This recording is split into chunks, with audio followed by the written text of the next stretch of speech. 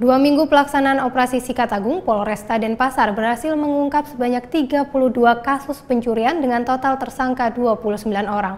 Operasi Sikat Agung 2017 yang berlangsung serentak di seluruh Indonesia bertujuan untuk menciptakan suasana yang kondusif.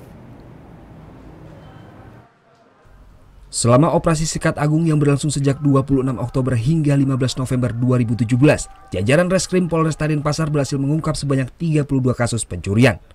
Dari kasus tersebut, petugas mengamankan total 29 tersangka, 2 diantaranya perempuan. Sementara 1 orang harus ditembak kakinya karena berusaha melarikan diri saat ditangkap. Seluruh tersangka ini terlibat tindak pidana pencurian yang berada di wilayah Polresta Denpasar. Operasi Sikat Agung 2017 dilakukan untuk memberantas kasus-kasus pencurian. Kita sudah melebihi dari target yang sudah ditetapkan, yaitu TO-nya 6 dan terungkap menjadi 29 dengan 32 tersangka.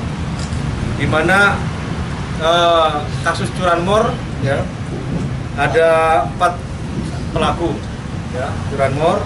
Kemudian kasus curas ada 6 orang atau 6 pelaku. Kemudian curat ada 11 orang dan pencurian biasa ada 8 orang. Jadi semuanya total menjadi 32 TKP.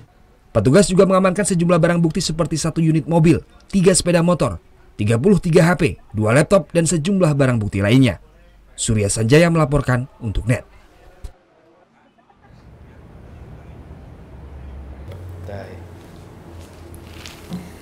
Udah selesai kan nontonnya? Nah, jadi jangan lupa buat like, komen, dan subscribe ya.